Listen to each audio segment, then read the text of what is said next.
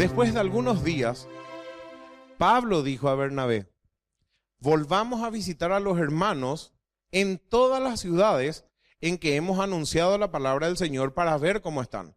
¿Qué iban a hacer? Iban a descender nuevamente, iban a ir a Chipre, ahí hasta Pafos, de Pafos a Perge, iban a ir a Antioquía de Pisidia, iban a ir a Iconio, a Listra, a Derbe, iban a dar la vuelta, iban a hacer el mismo viaje que hicieron la primera vez. Y Bernabé quería que llevasen consigo a Juan, el que tenía por sobrenombre Marcos. Pero a Pablo no le parecía bien llevar consigo al que se había apartado de ellos desde Panfilia. ¿Se acuerdan? Por una causa que desconocemos, dice que Juan Marcos volvió. No sabemos si tuvo miedo, no sabemos qué le pasó. De hecho que era joven, era más joven que ellos. Pero Pablo no quería llevarla a Juan Marcos. No se va a ir. Hoy le voy a mostrar algunos detalles por lo cual pudiera ser. Versículo 39, y esto sí ya lo vimos la vez pasada.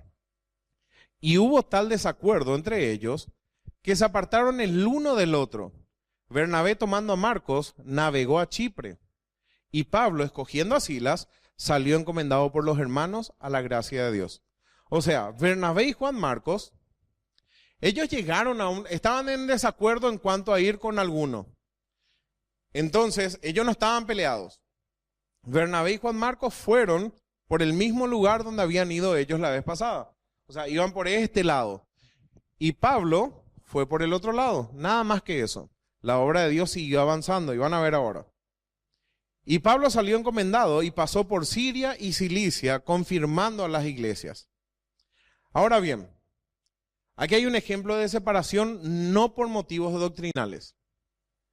Había un desacuerdo en cuanto a puntos de vista. No sabemos quién tenía la razón. Yo, analizando mucho, le doy la razón a Pablo. Yo le entiendo a Pablo. Sin embargo, si se ponen a pensar, ¿quién de los dos hizo la voluntad de Dios? Ambos. No afectaron la obra. Sus desacuerdos personales no afectaron la obra. Ambos fueron al campo misionero y se fueron a trabajar. No dejaron de ser amigos, no dejaron de tener comunión.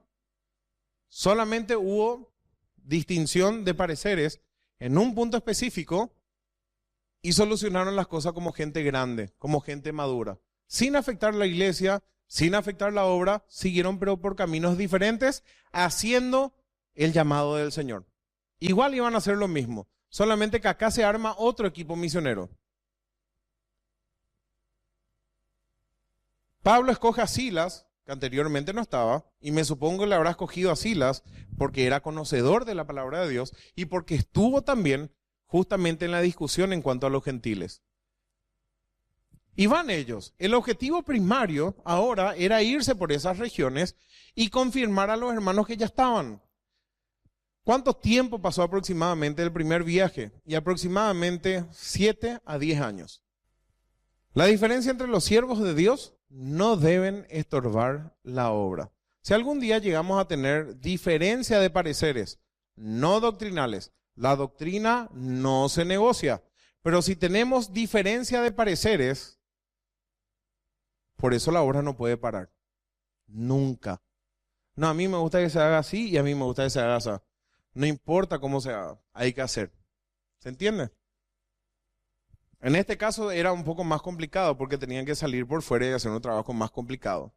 Pero dentro de la iglesia jamás va a haber problema. Siempre es necesario que haya un árbitro que decida lo que es mejor.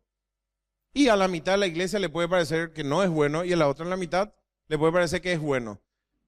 ¿Tengo que estorbar yo la obra del Señor porque a mí me parece que no es lo correcto, que es mejor de la otra manera?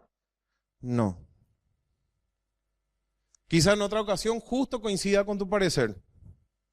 ¿Se entiende, verdad? La obra de Dios nunca tiene que ser obstaculizada. Otra posible razón por la cual Pablo escogió a Silas es esto. Después de venir de Antioquía, Pedro había descendido a Antioquía. Y miren lo que dice Gálatas 2:11. Pero cuando Pedro vino a Antioquía, después de tratar todos aquellos asuntos, Pablo dice: le resistí cara a cara, porque era de condenar. Pues antes que viniesen algunos de parte de Jacobo, o sea, de los judíos, comía con los gentiles, pero después que vinieron, se retraía y se apartaba, porque tenía miedo de los de la circuncisión. Pasa que en toda la historia de Israel, un judío no se juntaba con alguien que no era judío. Pero ahora en Cristo ni el judío es algo, ni el gentil es algo, sino Cristo en todos. No hay diferencia entre varón ni mujer. En cuanto a la salvación, no hay diferencia en la comunión entre judíos y no judíos. En cuanto a roles, siempre hay diferencia y marcado en la palabra de Dios. Ahora bien, Pedro dice que en un momento dado se retraía y no se juntaba con los gentiles. Entonces Pablo resistió a Pedro cara a cara. Y en su simulación participaban también los otros judíos. De tal manera que aún Bernabé también fue arrastrado por la hipocresía de ellos. Fíjense el carácter del apóstol Pablo. Qué importante fue. En esta ocasión, fíjense que nada más y nada menos que a Pedro le resistió cara a cara. Pedro era considerado columna de la iglesia de Jerusalén junto a Santiago y a Juan. Y acá Pablo se da cuenta que lo que están haciendo sí van contra el evangelio. No que Pedro esté enseñando una herejía, pero no vivía la verdad del evangelio. Justamente ese era el problema que había en todos lados, que los judíos estaban diciendo cualquier tipo de cosas, que los gentiles tienen que circuncidarse, que tienen que guardar la ley de Moisés, y otra de la práctica era que los judíos todavía no se juntaban con los gentiles. Y el centro de la iglesia es la comunión, estar en común unión, estar unidos por lo que Cristo hizo. Esto está rompiendo la unidad del Espíritu. Es grave, sí. Y Pedro no está haciendo a propósito, evidentemente, o no lo hizo a propósito, pero Pablo se da cuenta y le resistió cara a cara. Y aún Bernabé, el que salía con él, fue arrastrado en eso. Así que todas estas cosas están mezcladas también, por lo cual Pablo le eligió a Silas. Pero cuando vi que no andaban rectamente conforme a la verdad del evangelio, dije a Pedro delante de todos: si tú, siendo judío, vives como los gentiles y no como judío, ¿por qué obligas a los gentiles a judaizar? ¿Qué es lo que estás haciendo, Pedro? Yo sé que vos no crees en eso, pero con tu conducta estás mostrando otra cosa. Después agregan el versículo 21, para no hacer tan largo: no desecho la gracia de Dios, pues si por la ley fuese la justicia, entonces por demás murió de Cristo. ¿Qué le estaba diciendo? Con tu conducta estás desvirtuando el evangelio. Tu testimonio no es bueno, Pedro. ¿Y qué hizo Pedro tan grave? Eso, no vivir conforme al evangelio. ¿Cuántos de nosotros aún no vivimos conforme al evangelio? La ley de Cristo es una ley superior. Es lo que está escrito en la palabra de Dios. Cuando nosotros no obedecemos a eso, desvirtuamos la doctrina y somos causa de tropiezo. Hechos 16:1. Partieron. Y dice: después llegó a Derbe y a Listra, y he aquí que había allí cierto discípulo llamado Timoteo, hijo de una mujer judía creyente, pero de padre griego. Y aparece otra persona en escena. Esta persona es Timoteo. Timoteo llegó a ser una persona muy importante en las iglesias de Asia Menor. Era una persona fiel. Vamos a ver lo que dice Pablo acerca de Timoteo. Lo más probable es que la conversión de Timoteo fue en el primer viaje misionero. Pablo le llama hijo a quien le engendró en la fe. ¿Quién me puede ayudar, por favor? Y abre 1 Timoteo 1:2. A Timoteo, verdadero hijo en la fe, gracia, misericordia y paz de Dios nuestro Padre y de Cristo Jesús nuestro Señor. 2 Timoteo 3:10 al 11. Pero tú has seguido mi doctrina, conducta, propósito, fe, longanimidad, amor, paciencia, persecuciones, padecimientos, como los que me sobrevinieron en Antioquía, en Iconio, en Listra, persecuciones que he sufrido y de todas me ha librado el Señor. Gracias, Julio. Fíjense que habla de lo que le había pasado en el primer viaje misionero. Por supuesto, Timoteo fue escrito Primera y Segunda Timoteo fue escrito mucho después, ¿verdad? Pero le hace recordar, vos fuiste participante y lo más probable es que Timoteo estaba presente cuando le mataron casi a Pablo, ¿se acuerdan? Que le quitaron arrastrados los discípulos porque pensaban que estaba muerto cuando le querían ofrecer sacrificios. Le dice, pero tú has seguido, vos sabés cuál fue mi conducta en el evangelio. Y le llama hijo fiel. ¿Qué decía la gente de Timoteo? Hechos 16:2. Y daban buen testimonio de él los hermanos que estaban en Listra y en Iconio. Quiso Pablo que éste fuese con él y tomándole, acá hace una contradicción parece, le circuncidó por causa de los judíos que había en aquellos lugares, porque todos sabían que su padre era griego. Y acá hay una unión rara, un judío con una mujer griega. Perdón, una judía con un padre griego, al revés era, ¿sí? Casi le cambiamos a Timoteo el nombre también. Era rara esas uniones. Pero ¿por qué Pablo le circuncidó? Si hace un ratito vimos que era un problema, justamente era un problema y no se tenían que circuncidar. A ver, ¿por qué piensan? ¿Quién me puede decir? Exactamente. Pablo conocía la mente de los judíos. Timoteo también. Timoteo presenció cuando la gente le apedreaba y cómo los judíos iban de ciudad en ciudad para crear problemas.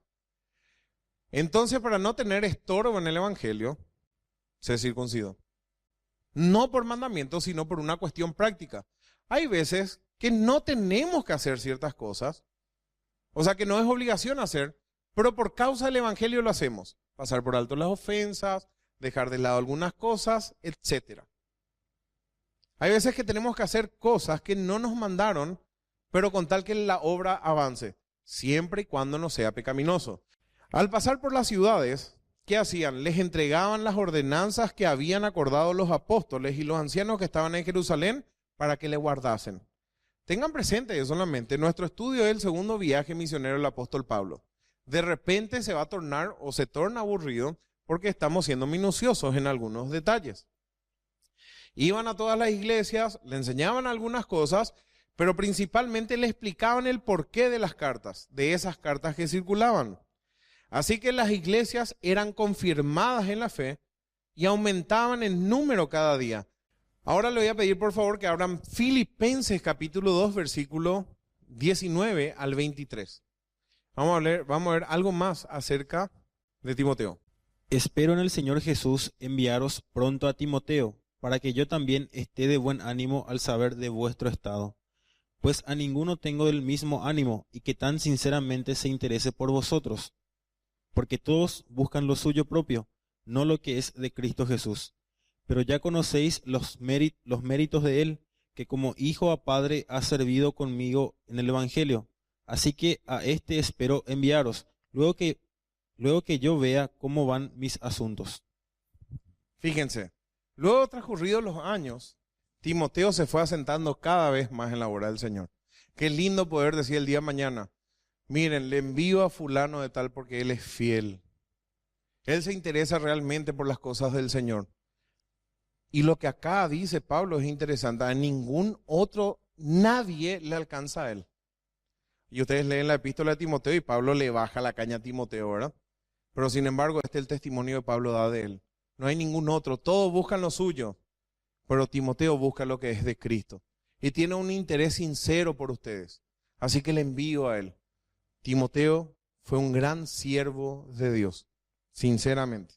Así que él se sumó a la causa evangelística de Pablo y le ayudó muchísimo. Ahora bien, dice el versículo 16, y atravesando Frigia y la provincia de Galacia, les fue prohibido por el Espíritu Santo predicar en Asia. Y no es el Asia que conocemos hoy, sino es el Asia Menor y abarca esta zona, toda esta zona que es Turquía. Acá están las 7 iglesias del Apocalipsis, por ejemplo. Dios no le permitió predicar acá, ni en esta parte de Bitinia hacia Galacia. Y cuando llegaron a Misia, intentaron ir a Bitinia, que está aquí arriba, que pueden ver en el mapa, pero el Espíritu no le permitió. ¿Iban a hacer algo malo? ¿Predicar es malo? No, pero no le permitió el Espíritu. ¿Por qué? Tampoco sabemos. Es notable que dice expresamente que en forma audible el Espíritu Santo determinó que no iban a ir por esos lugares. Y esto nos habla nuevamente que la obra es del Señor. La iglesia es del Señor. Nosotros podemos tener ciertos planes y podemos tener ciertos deseos. Y cuando no es la voluntad del Señor, Dios cierra todas las puertas. Lógicamente no es más como en aquella época que me digan, no, por allí no nos vamos a ir. Dios no dice más eso. Dios manda que nos vayamos por todo el mundo, dice, a predicar. Pero qué raro, si Dios envió a todo el mundo a predicar, ahora le dice, no te vas a ir hacia Galacia y no te vas a ir hacia lo que es Asia Menor. Dios sabe por qué. Así también Dios puede trabar ciertas cosas que nosotros nos proponemos. Tenemos que ser sensibles al plan de Dios y no desanimarnos. No tenemos que desanimarnos cuando nos salen las cosas. Oramos por la voluntad de Dios, le entregamos nuestros planes y Él endereza nuestros caminos. Dios quería que esa gente escuche el Evangelio, pero no era el tiempo. Dios a su debido tiempo hace su obra. Bien, y pasando junto a Misia, descendieron entonces hacia Troa. Y ahí pueden ver en el mapa, Frigia, Galacia, no van a predicar. Entonces van hacia Misia, y quieren predicar en Bitinia. Tampoco le permitió el Espíritu Santo. Entonces descienden hasta Troas, donde se dio la famosa historia de Troya. Allí en Troas, dice, se le mostró a Pablo una visión de noche. No estaba durmiendo, era una visión. Un varón macedonio estaba en pie, rogándole y diciendo, pasa a Macedonia y ayúdanos. Cuando vio la visión, enseguida procuramos partir para Macedonia, dando por cierto que Dios nos llamaba para que le anunciásemos el Evangelio. Fíjense, trataron de irse a Frigia, a Galacia, hacia Misia, a Bitinia. No prediquen. Sin embargo, las 7 cartas del Apocalipsis van dirigidas a estas 7 iglesias que están en esta zona del Asia Menor. Pero después ellos van a pasar por allí. Pero ahora no. No era el tiempo de Dios. Entonces van hacia Macedonia. Ellos parten de Troas, van unos 97 kilómetros es desde Samotracia hasta Neápolis y 16 kilómetros otra vez hasta Filipos. Y no había motores. Eran barcos a velas, en el mejor de los casos con remos. Hechos 16:11. Zarpando pues de Troas, vinimos con rumbo directo a Samotracia y el día siguiente a Neápolis. Y de allí a Filipos, que es la primera ciudad de la provincia de Macedonia y una colonia. Y estuvimos en aquella ciudad algunos días, dice.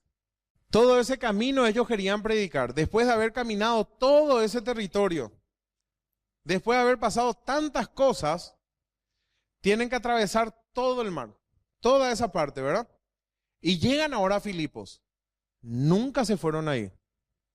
No saben con qué se van a encontrar. Generalmente en las ciudades nuevas donde se iban, ¿qué pasaba? La apedreaban y la paleaban, le pegaban con palo.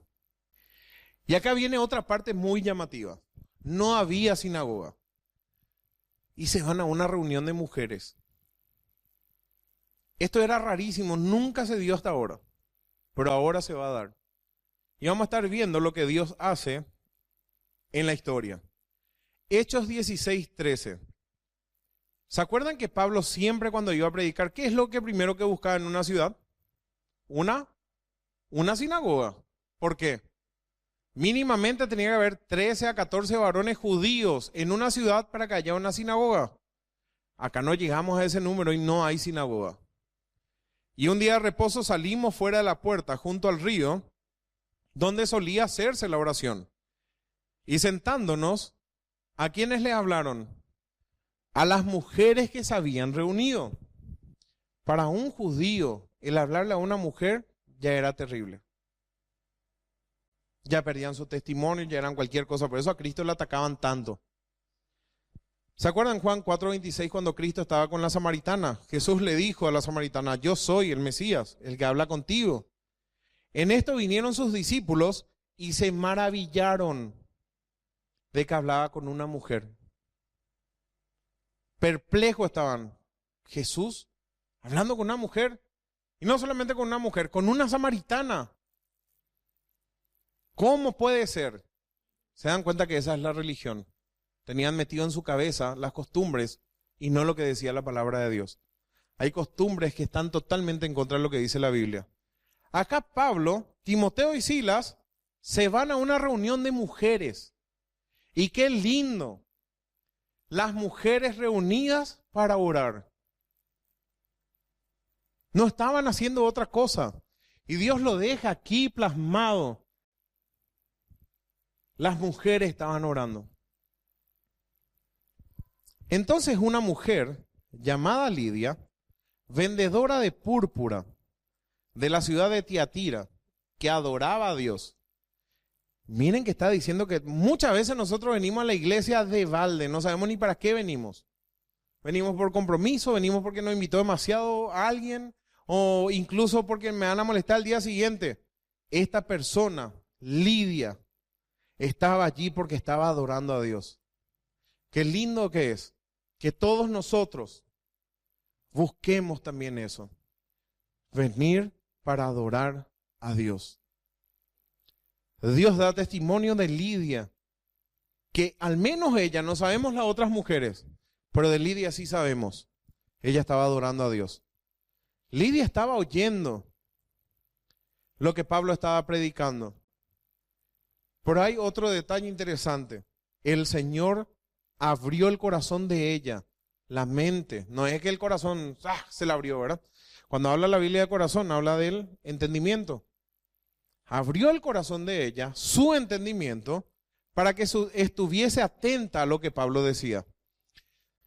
Y cuando fue bautizada, o sea que creyó, y cuando fue bautizada y su familia nos rogó diciendo, si habéis juzgado que yo sea fiel al Señor, entrad en mi casa y posad. ¿Y qué dice después? Nos obligó a quedarnos. O sea, Pablo no se quería quedar, ni Timoteo ni Silas. Y de tanto que insistió, se quedaron. Evidentemente Lidia era una mujer pudiente, era una empresaria. Su negocio era próspero, tenía habitaciones para todos ellos. Tenía sala de huéspedes. Era una buena comerciante. Adoraba a Dios, pero le faltaba ser salva. Y en este momento escuchó la palabra de Dios y también los que estaban con ella.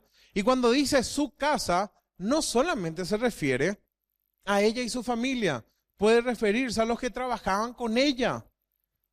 Y no sabemos si esta fue una reunión entre sus criadas para adorar a Dios, con sus personales. Lo que sí se nota que eran todas mujeres. ¿Por qué no aparece acá el esposo de Lidia? No sabemos si era viuda. No sabemos, no tenemos tantos detalles aquí en el relato. Pero lo que sí sabemos es que Dios hizo que ella atienda la prédica. Ella tenía una motivación correcta. Ella iba ahí para adorar a Dios. No iba a ir para hacerse la buena. No iba a ir para tener otros beneficios comerciales. Estaba allí para eso, para adorar. Y Dios abrió su corazón y ella entendió el mensaje y fue salva. Al instante se bautizó. Hay documentales que muestran, este río no es tan grande, es chiquitito, y muestran en teoría que es la primera iglesia que se levantó en ese lugar. Hasta el día de hoy está. En honor a Pablo y a Lidia. Lo que sí lo obligó a quedarse. Hechos 16:16. Pasaron algunos días, porque no puede ser el mismo relato que en ese mismo día.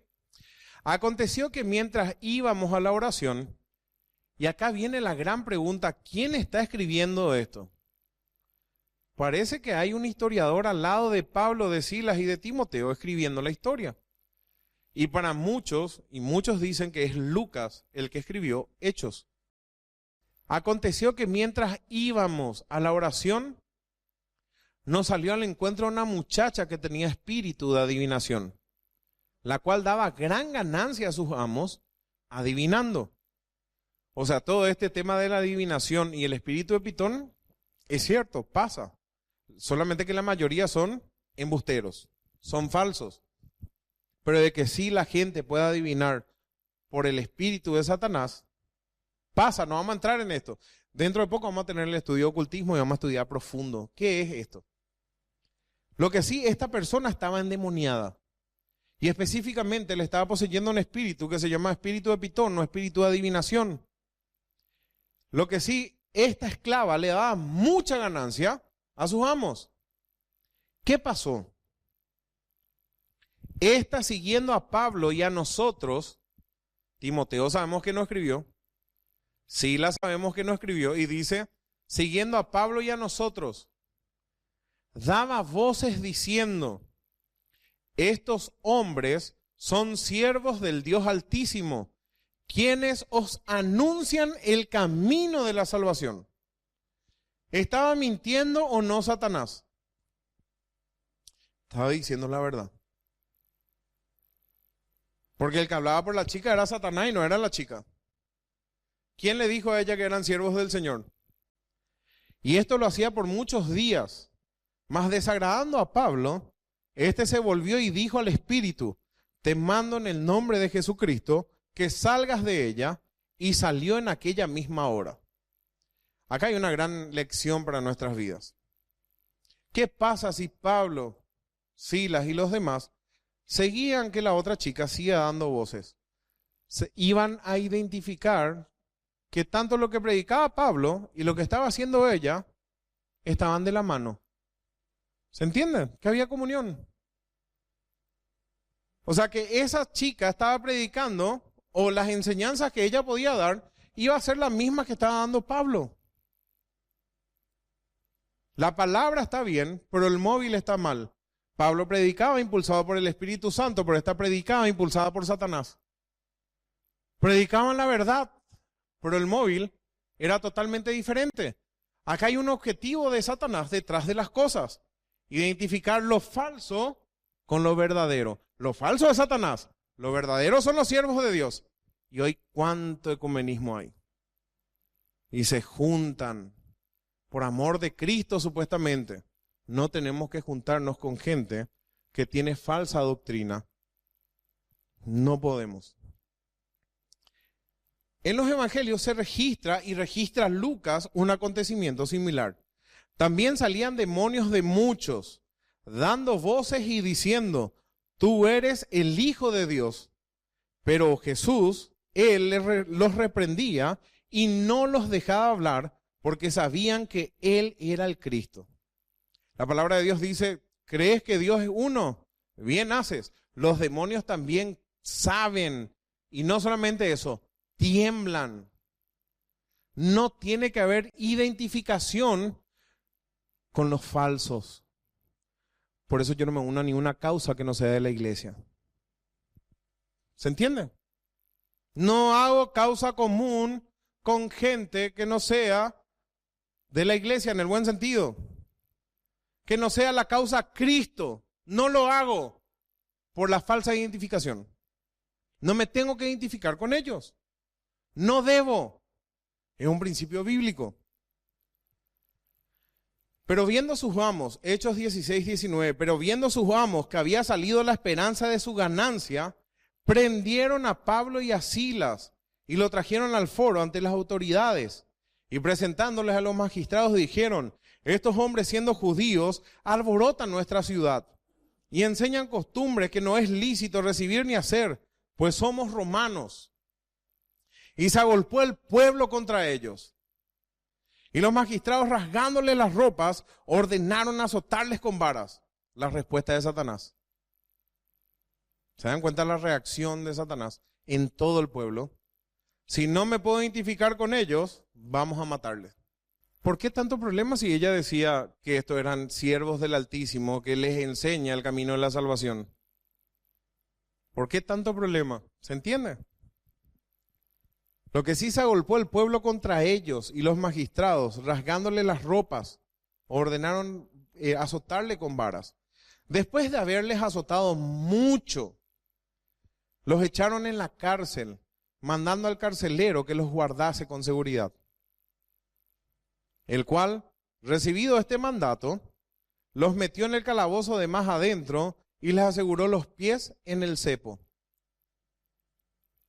Pero a medianoche, ¿y dónde estaba Timoteo? ¿Dónde se quedó Timoteo acá en la historia? Pero a medianoche, orando Pablo y Silas, cantaban himnos a Dios y los presos oían. Seguramente no podían ni recostarse porque le apalearon mucho. Y ellos toman esta actitud. ¿Quién puede producir esta actitud en ellos?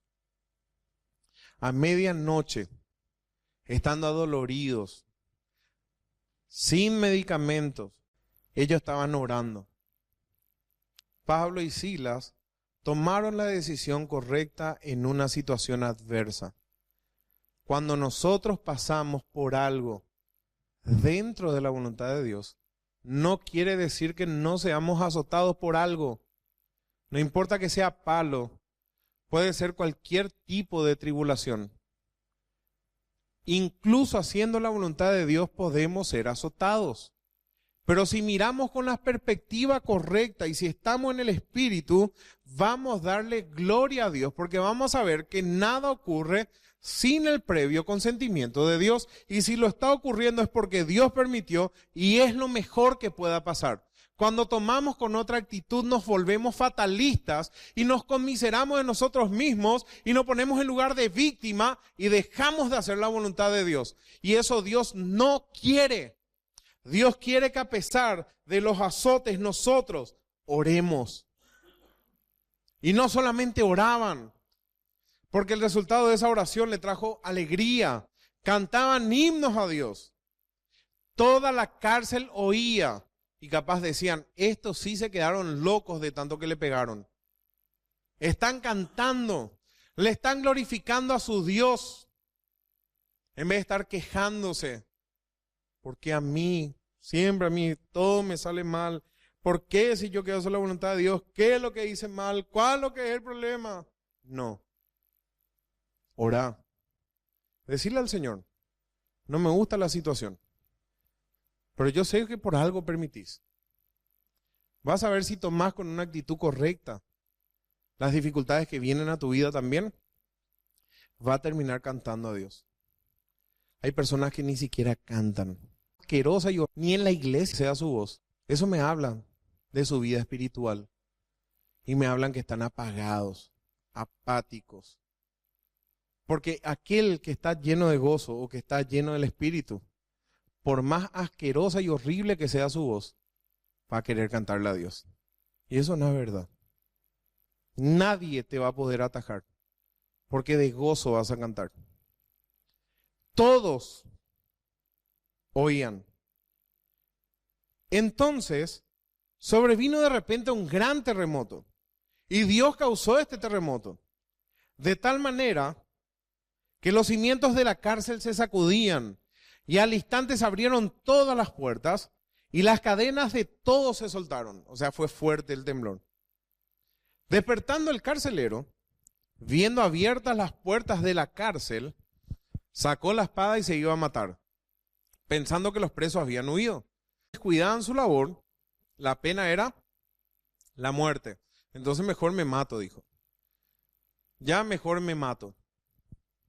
Despertando el carcelero y viendo abiertas las puertas, entonces se quería suicidar. Mas Pablo clamó a gran voz diciendo, no te hagas ningún mal, todos estamos aquí. Yo les puedo asegurar que el terror de Dios invadió ese lugar.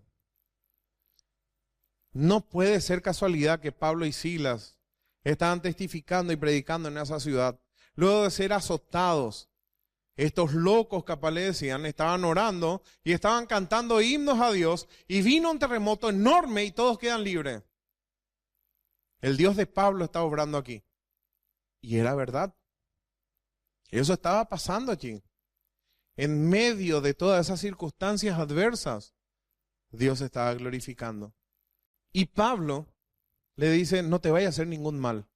El creyente no tiene que hacerle daño a nadie, por más que se merezcan. No tenemos que buscar el mal de las otras personas. Ese es el propósito de Satanás. No es nuestro. Tenemos que renunciar a toda forma de impiedad, a toda forma de malicia. Y tenemos que hacer el bien a aquellos que incluso buscan nuestro mal. Esto tiene que ser algo sobrenatural. Nosotros, por nosotros mismos, no vamos a hacer. Estamos en una situación adversa. Lloramos, no queremos ir al psicólogo, queremos tomar pastillas, pero no queremos orar. No queremos buscarle a Dios. Quizás por altivez, quizás porque estás viviendo en pecado. Entonces, pidiendo luz, se precipitó adentro y temblando, se postró a los pies de Pablo y Silas. Y sacándoles les dijo: señores, ¿qué debo hacer para ser salvo? Eso que ustedes estaban predicando en la ciudad, de los que le acusaban, lo que estaban cantando acá, lo que estaban orando. ¿Me puedo salvar yo?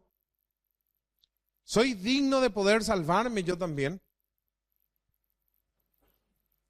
Ellos le dijeron: cree en el Señor Jesucristo y serás salvo tú y tu casa.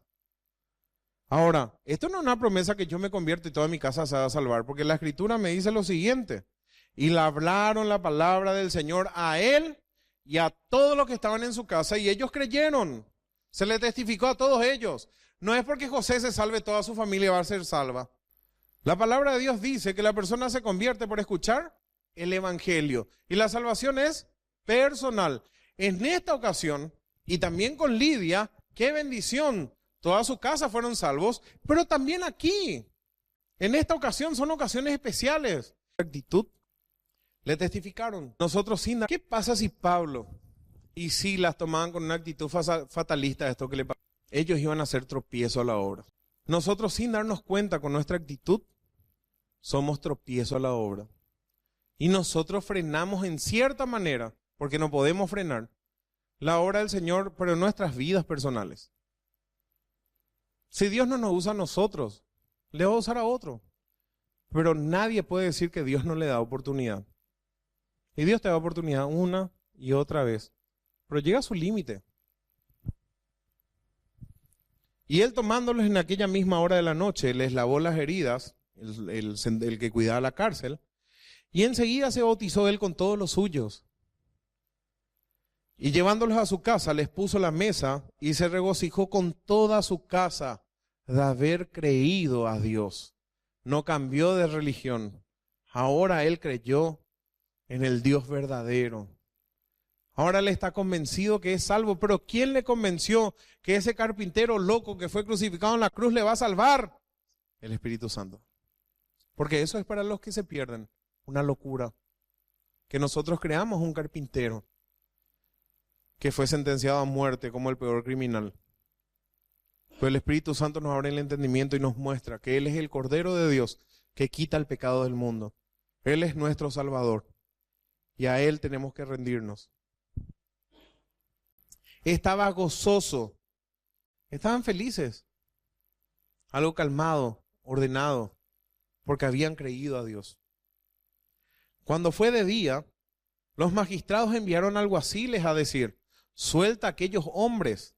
Y el carcelero hizo saber estas palabras a Pablo: los magistrados han mandado a decir que se os suelte.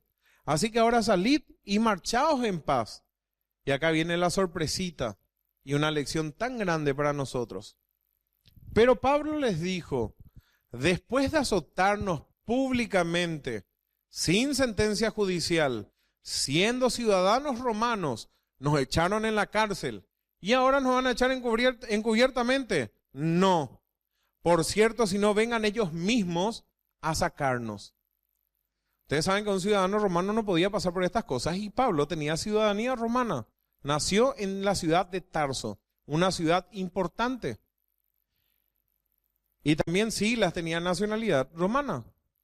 Así que estos carceleros, o sea, no los carceleros, los magistrados de la ciudad, temieron en gran manera porque ahora ellos iban a ser castigados. Y Pablo podía armar un desastre en la vida de estas personas y vengarse. De estos también me voy a vengar.